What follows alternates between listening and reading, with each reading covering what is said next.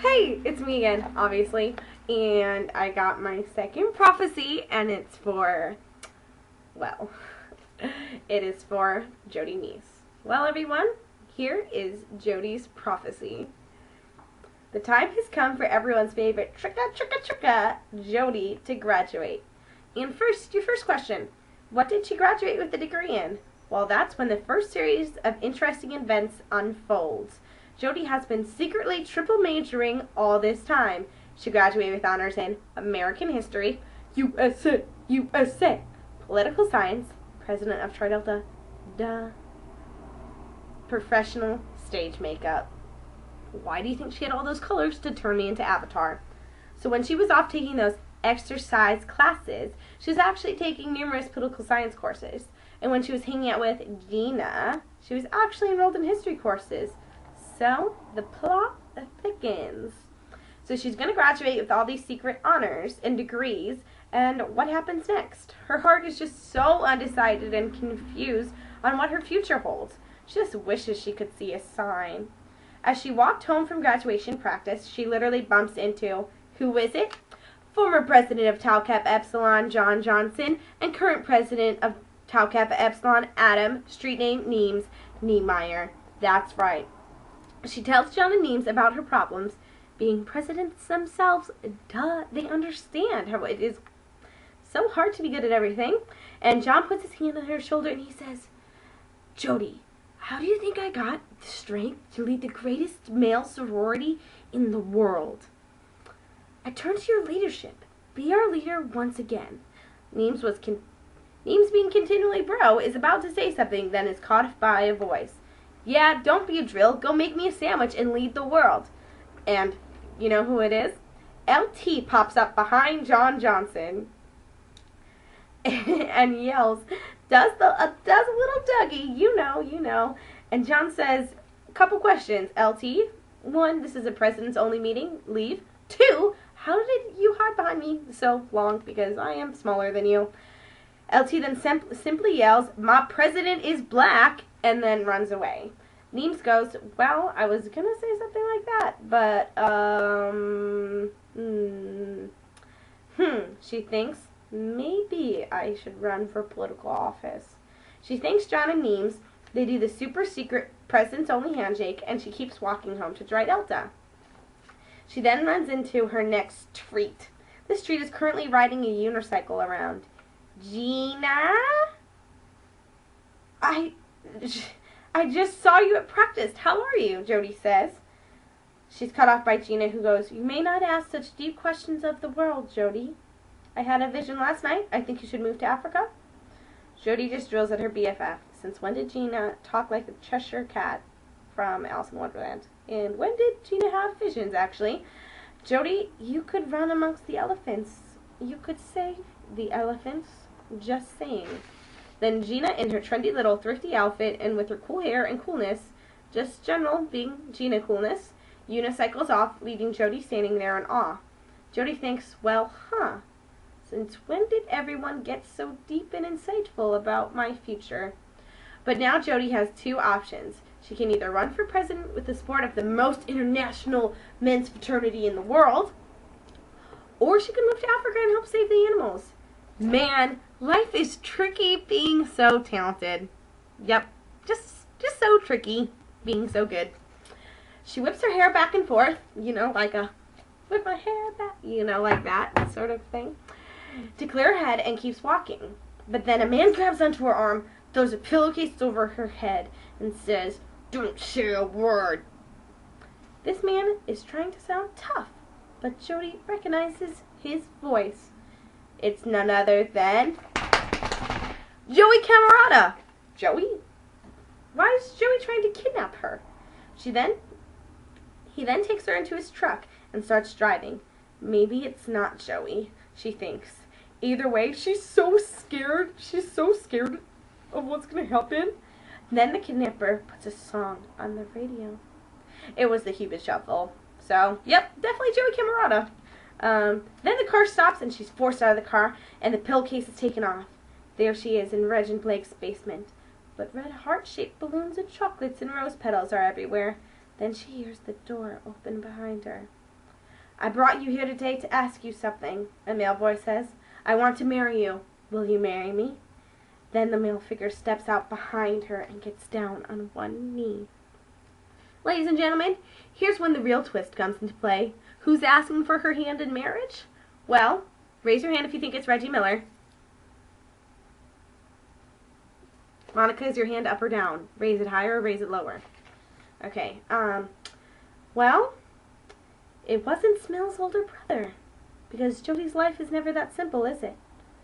It's Rob Rutherford, Reggie and Blake's other roomie, asking her to marry him.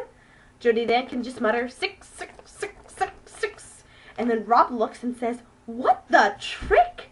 Joey, I told you to kidnap Anna Hornig. You brought Jody? That'd be like marrying my sister. Sick.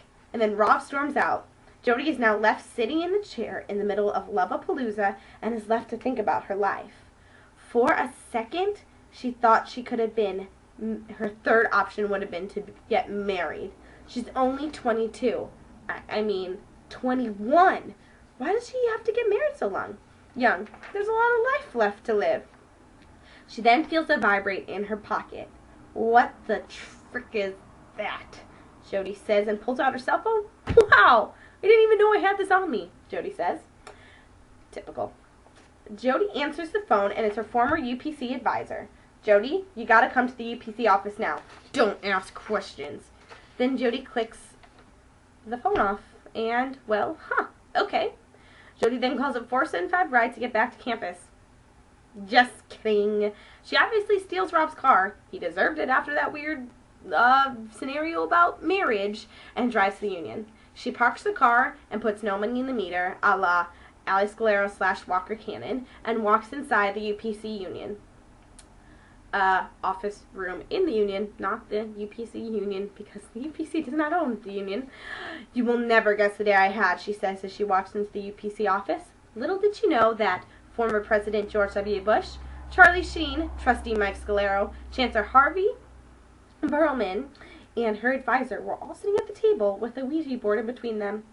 Before Jody had even time to process, Charlie Sheen says something. Jody, I heard you were bywinning and filled with tiger's blood, so I flew down this morning to talk to you. There's a big plan for you in this world, and as kids, we're not taught how to deal with success. We're taught how to deal with failure. At first you don't succeed, try and try again. At first you succeed, then what? Well, Jody, I know what you're going to do. You're going to run for president. W then spoke. America is a nation with a mission, and that mission comes from our most basic beliefs. We have no desire to dominate and no ambitions of an empire. Our aim is a democratic peace, a peace founded upon the dignity and rights of every man and woman. I need you to leave our country eventually, Jody. And then the Chancellor spoke. Who else could get Big Boy to come to Nebraska? Save the cheerleaders, save the world. Lead us, Jody. We need you. Trustee Mike Scalero then spoke. Jody, you treated Allie like she was your own blood. You also inspired me to continue running as trustee of Norfolk, Illinois, because you had so much faith in me being president. But I always knew it was going to be you to be president someday, because you're destined for the job. And she thought this morning, she asked for a sign, she wouldn't guess so many. Oh man. She just stepped outside and goes, I need to make a phone call. And so then she tries to put her hand in her pocket to get her phone, and her phone obviously wasn't there, because you really thought she'd have her phone on her twice in one day when it was important? Yeah, right. It's Jody. Yeah, right. Well, she borrowed Charlie Sheen's BlackBerry, and luckily she had the number memorized, and she called. I need you to come here and be my running partner. We need to run for office someday, and we gotta start our campaign now. We're gonna win and save the country when it's in its worst state ever, and who else is gonna be able to handle it? Please come. Then 20 minutes later, still sitting in one room and not talking, a handsome man busted through the door. He was tall, lanky, goofy, but he was just in a white tux that made him look dashing. Almost James Bond-like. Who was it? And now is the appropriate time to say, Reggie Miller. That's right, Jody Meese and Reggie Miller started their political conquest that day in a room with W. Charlie Sheen, Ali Scalero's dad, and the chancellor of the university. Millions of days later, Jody became the first woman president. Her campaign manager was Emily Huckfeldt. We want you to vote for Jody Meese. And her cabinet positions were as follows. Secretary of State, Puddles Triangle.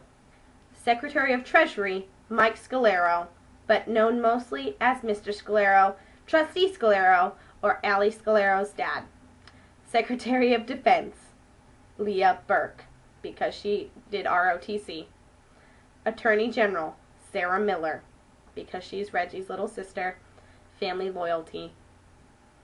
Secretary of Interior, Interior Design, Kate Mosher.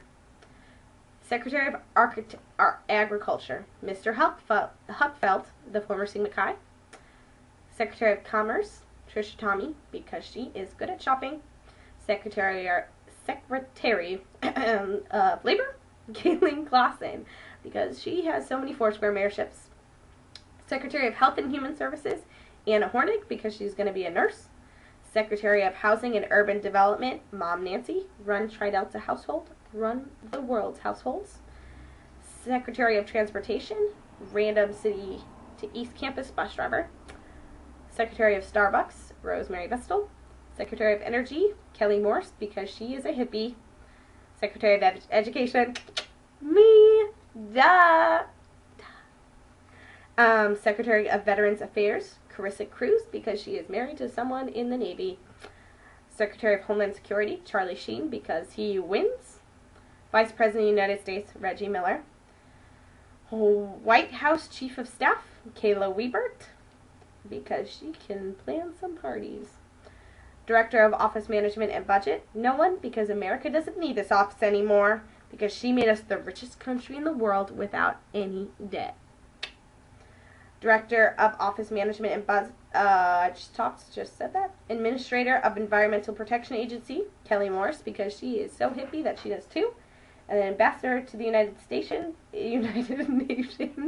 Monica Casey, because she can make everyone laugh. And Chair of Council of Economic Advisors, Tori Nelson, my girl Tori, because she likes advising everyone. The world is now better that Jody rules us. She wears trendy adult suits, cute bangs still, and has an approval rating that has never dropped, only gone up. She looks beautiful, patriotic, and happy. What a great ending to one of our favorite seniors, Jody Meese. Bless all y'all hearts, and God bless America. And I'd like to say, Jody Meese, God bless.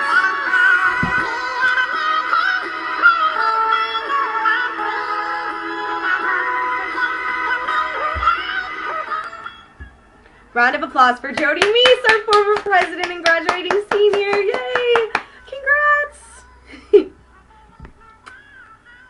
God bless America.